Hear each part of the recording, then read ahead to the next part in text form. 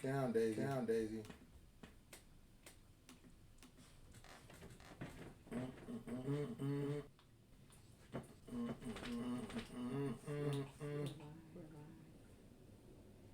don't see you.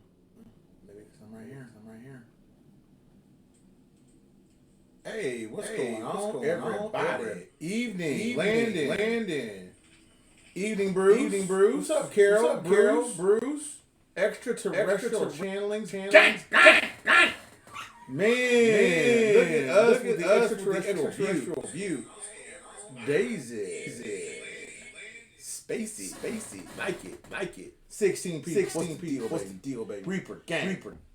Chef gang. Lennon gang. Jordo gang. Man, it's like my greatest hit. Whose gang is you by? Who people's you? Whose people is you? Who your people is? Your people in here. You better go. Huh? My volume. On my radio. It's an echo. There's no I don't need volume on here. Ooh. Listen, there's an echo. Something's on.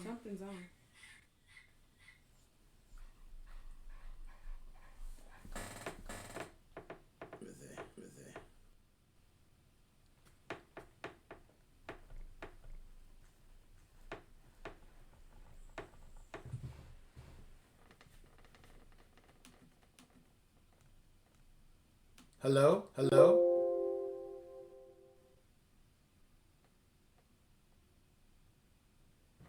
Okay. It's straight now. Something's knocking. You hear that? What is that? There's an echo.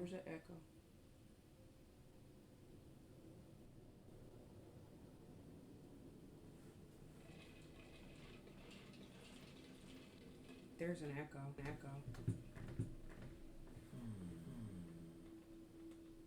You got feedback. See?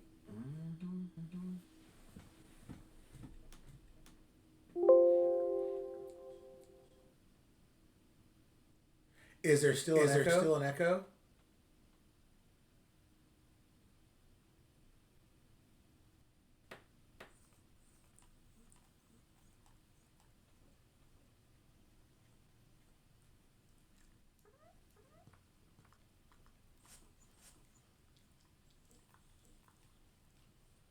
Yes. Something wrong. I'm gonna have to kill this feed. Yeah. Hold on.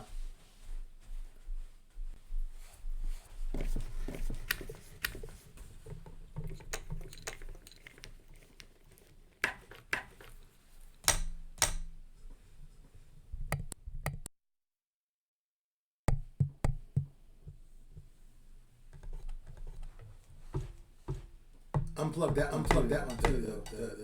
The other link cam thing. That one too. Unplug it from the source from the camera. Okay, it's good. Okay, we're good.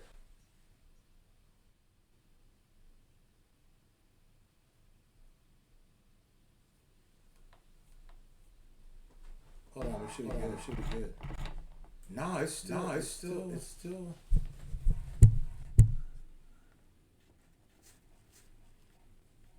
No. You have an audio delayed. I say you kill it and start over.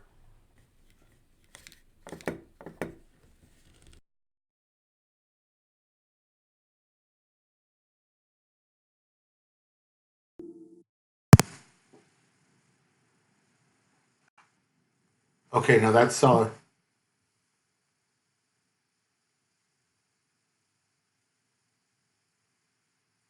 Everything's like a double beat. Hold on. That green button, shut it off. Wait a minute. Something happened.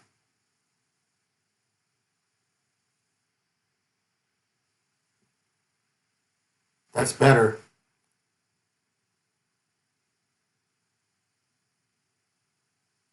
No, that's good. Hold on. That green button stopped it.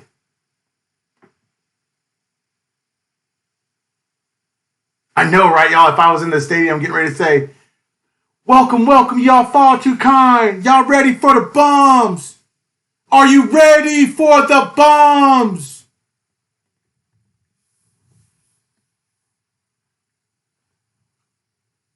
Bombs! You can hear it. You can hear it. I'm trying to find my sound effects. Bombs!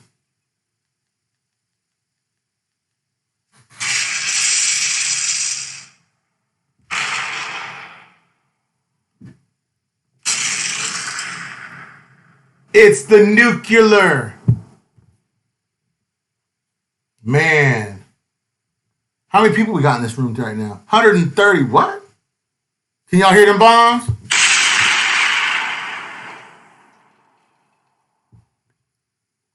Can we say good evening on our second holiday chat? And can we say, everybody welcome? Everybody thank you. Everybody thank you for taking the time out. We came a little bit early. Had a few little technical difficulties right there. You guys saw that. I know that was kind of crazy with all that, what was going on right there. Mr. Brando's live with 160 people. Okay, I'm cool with that. Okay, can I turn this up right quick? And can I do this right quick? Can I go ahead and hit you with the sweetest, most melodious sounds that your eardrums have ever heard, mixed in with a few of the sweetest holiday bombs to keep you in the investments until you're out of it.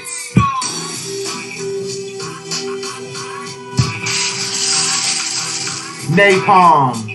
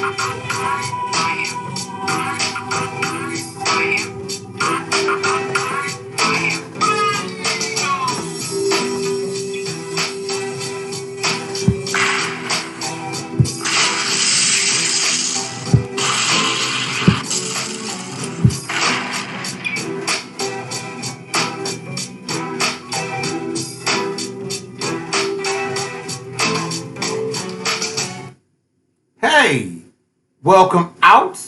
We're a little bit early.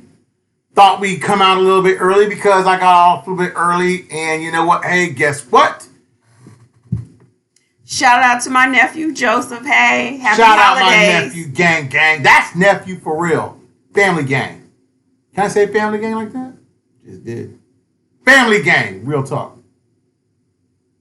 Love my family. And you know what? It's the holidays. So you know what? Shout out to everybody that had a birthday in December. Shout out to everybody that, and Jesus had a birthday in December too. I don't care what he says. Jesus and me had a birthday in December. I mean that sincerely. Shout out to everybody that's a Sagittarius or a Capricorn. Season's greetings, holiday wishes, and around here we celebrate Christmas. So Merry Mother Trucking Christmas. I ain't afraid to say it. So I'm so glad that you guys could join us on our second holiday special.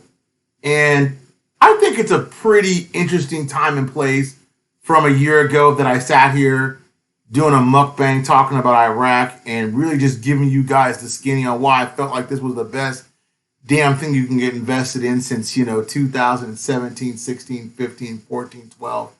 Put your money into something now, hide it. Be steady, be steadfast. Some people have been in it longer and shorter, but I still believe in my heart of hearts, Iraq has one of the biggest upswings of any country that's currently available or that will be available in the near future. And with that, I think we should do some sweet introductions. I am April BB. Can I yell? Can I get some bombs if I can yell? If I don't get some bombs, I won't yell. Okay, no bombs. So far as crickets. Crickets? James said he had his third granddaughter on Friday. Congratulations, for real. This is the time to be thankful, y'all. So right now, you know what? All of us should be very thankful for everything in our lives and the positions that we're in. Platinum Investment said he's celebrating his 10th anniversary with his wife. Man, that's a bomb by itself. Bomb. They want them bombs. They want them bombs. And that's a bomb. If you're with your loved ones and you're with somebody that loves you and you're with children that love you and, you know, people are depending on you, man, God bless, for real. I won't yell. I am Mr. Brando!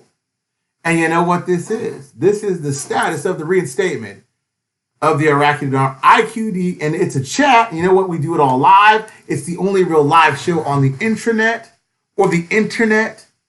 And you know what? Every day is a blessing, and thank all of you guys for being a part of it and being here. And I think, you know what? We should all be thankful, and we should all have a moment to, you know what? Say, you know what? What? Dwayne said he see you with your new vape tank and your new iPhone. He peeping game. Man, this whole thing. Mm-hmm. Shoot, I broke my vape tank the other day, and then my phone, my job upgraded me. I don't pay for that. So don't get it twisted. I'm cheap when it comes to stuff like that. I'll buy stuff for me personally, but I ain't spending that on no phone. But thank you, Dwayne. And my wife bought me a girly background, so in case somebody stole it, they'd be embarrassed. Now, where are we at? I named this appropriately PM now because I think everybody needs to understand that the PM of Iraq is a pivotal point where we're at in the investment, because the PM in Iraq is somewhere between most important because of the election laws 15 and 16, and also because it's going to be a foothold into whatever government gets itself inside of Iraq. Meaning that if it's going to be U.S. influence. Oh, Reaper sent you. Oh, Reaper. Hey, man. Thank you. That's nice. Oh, that's cute, man. Thanks, Reaper. Shout out, Reaper. If y'all don't follow Reaper's cooking channel for cooking advice and news, man, you should. It's the best damn cooking show out there, I believe, because it's authentic and real. He makes everything from grilled cheese to some very complex dishes. I think he made lasagna. Yeah, his lasagna is as thick as a cake, and it looked really good.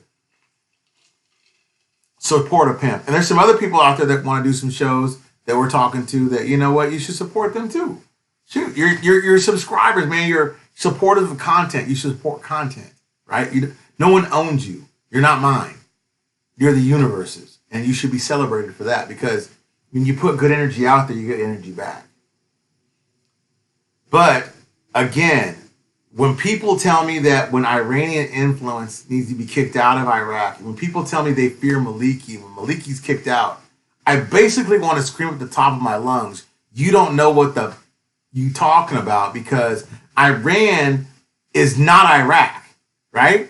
And even though there's influence there, and it's substantial, I get it. Mm-hmm. But when I see news like a group of people bulldozed and bombed the headquarters of the Dawa Party, the very Dawa Party that Maliki heads up, do you think the people of Iraq fear Maliki? No, they don't.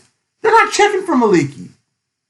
They're not checking for that. You know why? Because Maliki is non-existent. Maliki can sign off for anything he wants. He can beg for whatever PM in place. And I'm going to show you. Even the articles are starting to tell people, you know what? All these Iranian-backed ministers, but you know what? None of these freaking Iranian-backed ministers are getting anywhere. I told you guys. The people are the largest block. That's the hashtag. All of you should be on Twitter, Facebook, whatever. It should be hashtag gang, hashtag Kayaguru, and hashtag we are the people and we are the largest block. Real talk.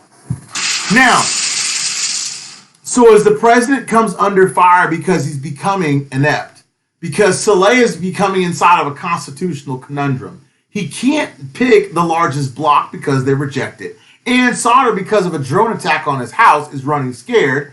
Now Sadr's got running because he's afraid of his life, because they know he's an Iranian sympathizer. The people don't really like him anymore.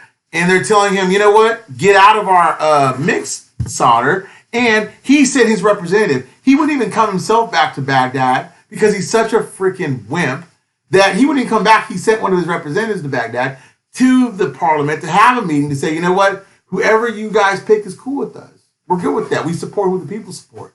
Because you know what? Even through subvert, I guess people got to really understand that Iran is so entrenched into Iraq. It's like Texas and Mexico. Even if you got rid of Mexico and put up a big-ass fence, you're not going to get rid of Mexicans in Texas. Or Texans in Mexico. It's not going to happen. Quit your stinking thinking, guys. And whether that means corruption, drugs, whatever, you know what? They go hand in hand. Now, with all things being in proper proportion, Saleh is feeling a real conundrum because guess what? Right. He can't follow the Constitution and follow the will of the people because the Constitution needs to be amended. But Saleh in a few moments is going to tell you where his head is at. Some Iraqis and a lot of Americans already understand how oil really works in Iraq. And when people tell me about the budget, and they know so much about this budget, and when I tell you guys, don't worry about the budget. The budgets don't matter. Allocations of budgets matter. These are the reasons why I tell you that. And I'm going to read you a little excerpt of an article because I think it's very important that you understand it. Mm-hmm. Over operational costs for the next 2 years or 2 future years. So where is a massive deficit that keeps speaking of.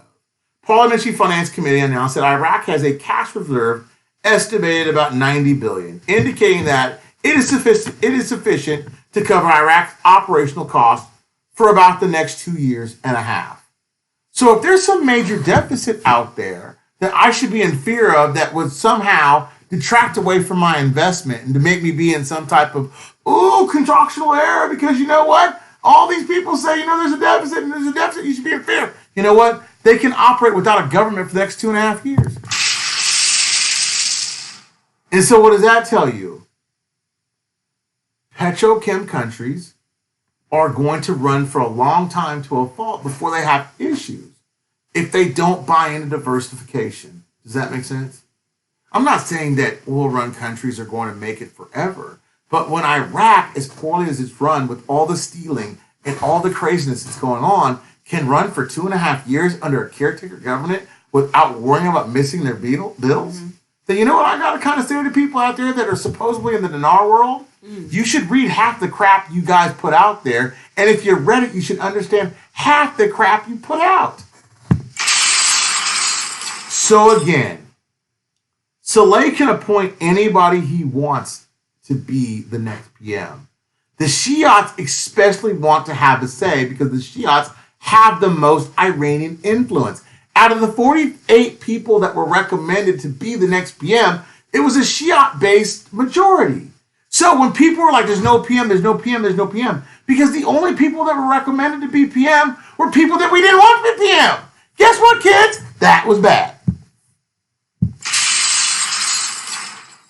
To destroy the overall election system that's in Iraq today is to overthrow the corruption that will see us through our investment tomorrow. Because if they reduce the parliament to keep that where they can control quorum, adopt a system where there's a true president and vice president and then a House or a Senate, then you can actually get some damn work done. And guess what? You can pass some laws that can help the citizens, such as your HCL law is convoluted. And you can go and get the displaced citizens back into place. And you can go ahead and enact Article 140. And you can go ahead and make sure that people know that you've already conducted several censuses. That will then enable those couple devices to go into effect and amend the HCL law so that the actual wealth can go to the people. Because we know you're making money hand over fist, Iraq. You're making money on oil revenues because you know how you subsidize your budget? And this is what these dinarians don't tell you. The auctions subsidize the private reserves. But guess how they subsidize their actual budget? Through oil. And they take those petrodollars and convert it into dinar. And that's how they loan out projects smaller, medium, or larger, greater. And that money stays off the books. And people don't know that about their budget. But you know what? Now you do. And I told you guys that if Sistani had any stroke left in that country, when he demanded for the resignation of Abu Handi, that he would immediately ask for new elections, right? Because new elections means that the common person is going to have a stakehold in the parliament. And because there are wanting of some certain demands, people are going, of commonplace, are going to put forth things that a politician wouldn't. Because they're looking at things through different eyes. It'd be kind of like if they put me in the House or the Senate and said, correct things that you think are wrong based upon your life. I'm going to correct things through these goggles, not through parliamentary goggles where there's pork bellies and convolute because of laws. I need a road pass and this and this and this. I'm going to say, no, I want the HCL. It doesn't mean you get what you want and you get what you want. There's no negotiating. I want the HCL. That's what I want. That's what we need to see happen. That's what you got to see happen is leadership's got to emerge from the citizens in the demonstration. That's the problem. Now Sistani's finally calling on early elections. I told you. I think everybody has to really understand. Whoever's the next PM, as long as it's an Iraqi citizen, kind of really doesn't matter. It's how fast they enact in early elections that truly matters. Because early elections are on the stepping stone of them becoming a true democracy.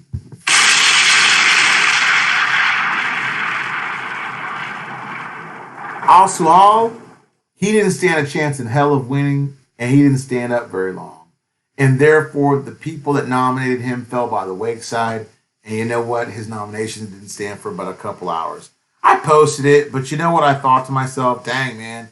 This guy doesn't stand a chance in hell. And, you know, a lot of people out there said, you know what, B? That guy ain't going to get elected. But you know why he really didn't get elected? Because he's an Iranian sympathizer.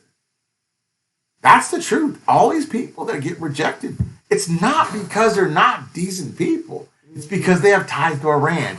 And as long as they have ties to Iran, guys, if they become PM, all that's going to happen is we're going to fall right back in the same sectarian and say convoluted, bureaucratic crap that Iraq has always put forward, and it's going to stop our investment. So people of Iraq, stay steadfast and stay in your belief system that change will happen. But you got to have leadership emerge from that, okay? The Supreme Court said that it's binding and it's legislative and executive order that Article 89 of the Constitution is bound, that the court is decided in its commitment, which are attracted to the decision to interpret the provision that the largest bloc should determine the next prime minister. But what they don't also tell you in that article, based upon the inauguration of the first prime minister. And that first prime minister has to be written into legislation. So once they do, they recognize that bloc, and that way they're recognized. When that doesn't happen, that's what happened now. Mahdi never did that.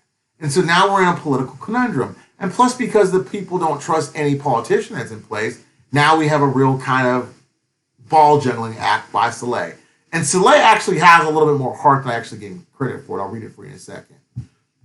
Which every new candidate nominated by the authorities quickly rejected. Perhaps the songs at Tierra Square demonstrators Friday against the president and the speaker were among the strongest indications of a growing distrust between the two sides. And after the protesters turned a blind eye to the high officials during the last period of focus, Prime Minister Mahdi, before announcing his resignation, they came back and chanted the song, Baram and Halabusi, Jack the Secret, meaning the roll has come to overthrow you.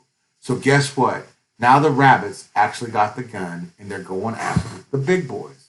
Now, it's going to be interesting to see how fast or how slow they fold under the pressure, because it was easy for Barham and Saleh to sacrifice one of their own, right?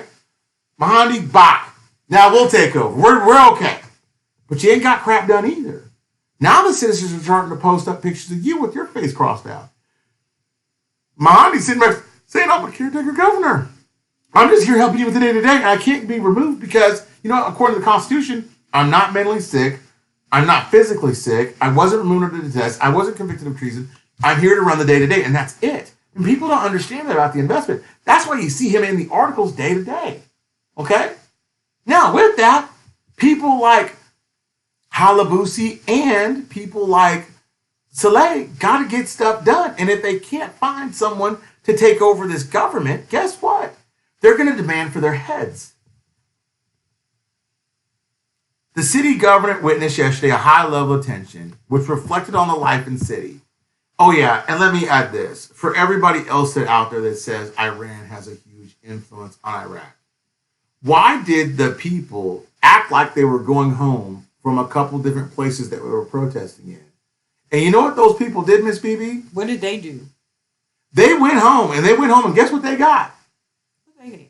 They went and got their bulldozers. Oh, yeah, and ran stuff over. And guess whose houses they rolled over? Maliki's. And a few other public officials out there, because you know what? I'm mad as hell and I want change. So when people tell me that, oh, I'm in fear of this and that, I don't think the people are in fear of that anymore. But unless a leader, a true leadership emerges from this, then nothing will change. And that's what I want people to understand. It's not a negative thing, but someone's got to step up, okay? So they went out there and got bulldozers, demolishes the homes of the former security committee, Jalal Moussawi, after they burned the headquarters of the party officials of Dawa. Activists confirmed the demonstrators brought more than 5 bulldozers to sit-in areas in preparation for a subsequent demolition operation that will carry out against the party headquarters and homes of the official activist Hadir Anashi told the headquarters of the Dawa party and al-Dawa, as well as demolishing Jabbar al-Masah houses and shovel bulldozers. So they ain't playing. We're not gonna take Damn it. straight. I love it. I love it. Because in revolution, guess what? In the ashes of chaos can come a rose. And that's what we're going to see happen soon. The agency noted that there are other investors worried about the slow pace of forming a new government after the resignation of Prime Minister. Now, what investors are worried about, that if they can't get their crap together fast enough, that you know what? What? We're going to pull out. But guess who just signed a big deal with them to support their private sector for the next 2 years? And it's oil for money. China. So when people tell me the private sector is pulling out and China just signs a $500 trillion deal that they're activating in the next year, don't tell me investors are pulling out when China signs a deal. And it's oil for money. It's what the world goes around about energy, guys. Don't worry about it. Investors ain't pulling out when China's at your back door. And trust me, Russia was there today talking to Maliki, which was figurehead. Trust me, Maliki got his name in the news because he owns all the newspapers. But if Russia's there talking to the private sector, and Russia's there talking to oil and gas, we already know Tillerson's been there. We know that Shell is there. We know that BP is there. It's business as usual, kids. As long as the citizens don't choke off the oil, it's business as usual. Now, crude oil will be exported to Chinese companies with the purpose of implementing an agreement at a rate of 100,000 barrels of oil per day. Heck, Kirkuk's only giving them 250 per day at international prices. Then export earnings that will be deposited in dollars in an introductory amount, an account called settlement account, after downloading the compensation for the War of Kuwait. So basically what they're saying is that China is basically going to pay off their debt to Kuwait. After the Paris Agreement and after the Arab debt forgiveness, basically Iraq will be debt-free here in a few months. So you're welcome. That's another bomb. January 25th to the 27th is going to be a huge tech, what do you call those, conference. It's going to be fine tech. It's going to be several people. They're going to discuss everything from IFX to peer-to-peer to all types of lending opportunities.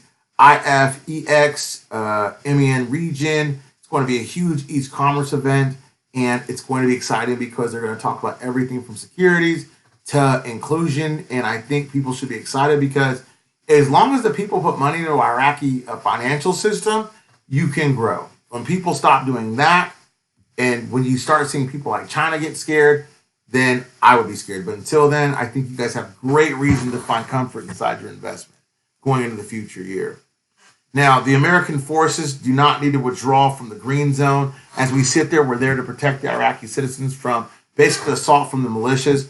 As if you wanted to see a turn for the worse, see the militias start attacking the Iraqi citizens within the green zone, and see the American troops do nothing. If the American troops do nothing, then there's an issue. If the American troops sit out there and do something about it, then we know that the world as a whole doesn't condone what Iran is trying to do to the region. Okay, it's more reason for Iran to be out of the region. Okay, for the United States to sustain real change in the region, they have to be sure to implement incremental change, steady change that involves constitutional legal process. See, the problem with the Iraqi citizen as a whole is they don't have any trust within their own legal system. So, as if I was trying to attach myself onto any one political thing, if they really wanted the support of the youth, the United States, then they would go out there and attack the chaos and stuff that these other countries have put on top of them. See, if the scenario is like any result in a system-wide circling of the wagons in Iran's favor, it is a risk of anarchy and an unclear path of political secession. See, that's what Iran wants. They want the chaos, but we want there to be a clear, calm path that you have a way out of this, which is the election loss that will get you to a different step, right? Mm-hmm.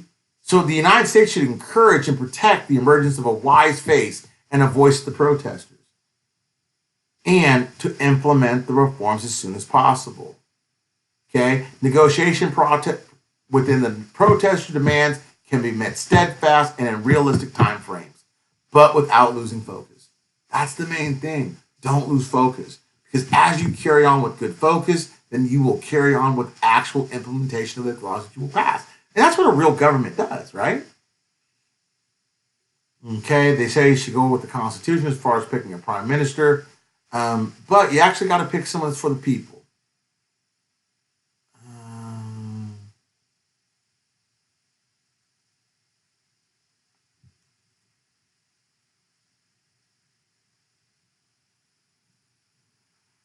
The political court actually named Sadr as the largest bloc.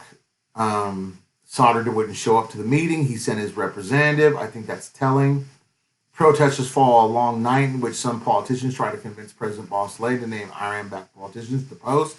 2 Iraqi officials said midnight deadline Sunday for naming an interim prime minister passed and no apparent solution. There was no apparent solution after a couple hours that I just checked. In general step, they think they should just name somebody, but here's this thought. I want you guys to listen to this, okay? Al-Sadi was removed. Al-Sadi is Lieutenant General Abdul Ahib al-Sadi. He was removed from office, and he was second in command of ICTS by then Iraqi Prime Minister Abdul Mahdi, and transferred to work in the Ministry of Defense without mentioning the reason for his decision. Al-Assadi said that the decision was at the request of the head of the counterterrorism agency, General Shagadi, and that it was considered insulting to him, and with his military history, many politicians, media, and activists considered the decision unfair. And this is what sparked the decision that clashed with thousands of demonstrators and deaths.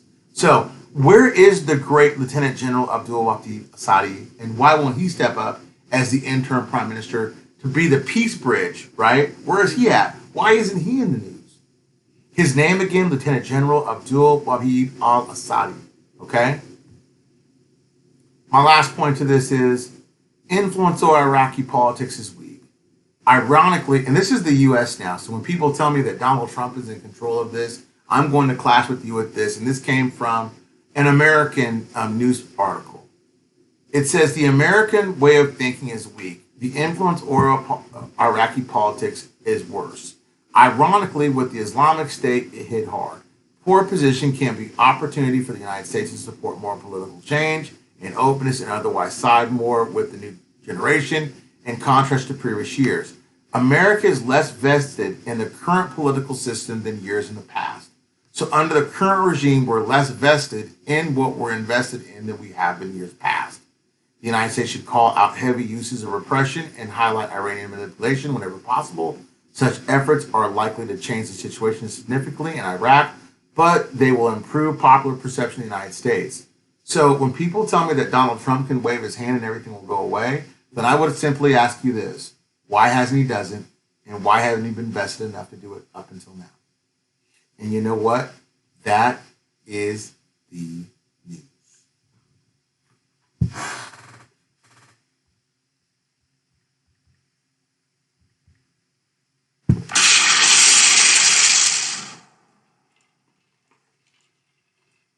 Any questions before I bid you guys a really Merry Christmas? I know a lot of you guys don't like to hear the truth, and I know a lot of you do. So you know what? I gave it to you straight. I read it straight from the news. I checked the sources. A lot of people said the same thing. Mr. B, in your opinion, will Iraq in January stabilize for a few months, then increase the value right after that? Not until you see a proper PM put in place in an early election soon after that.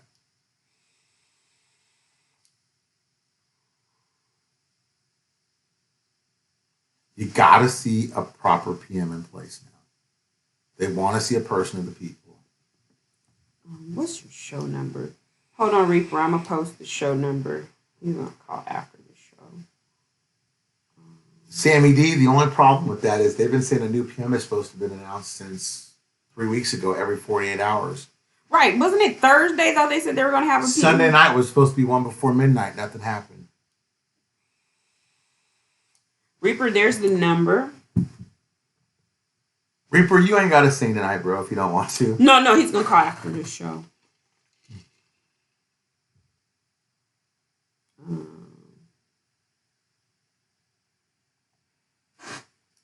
God bless Kendall right now on her journey.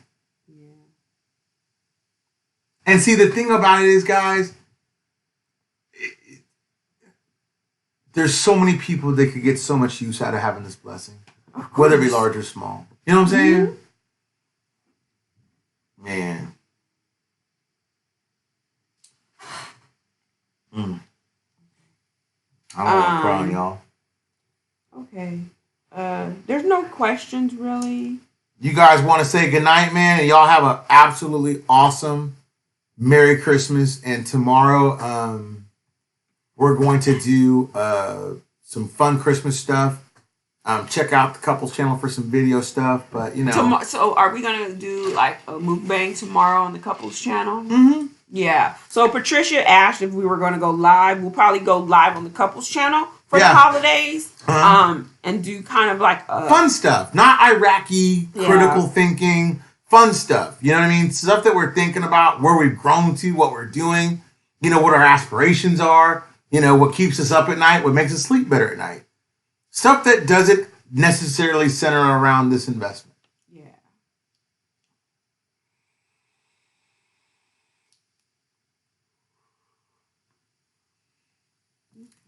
Well, y'all, that's a Merry Christmas. Check us out on the couples channel. Hey, Ant Dog. Ant Dog in the Healy. I wish you guys the absolute best. No, the U.S. did not take over an emergency government. That's absolute BS.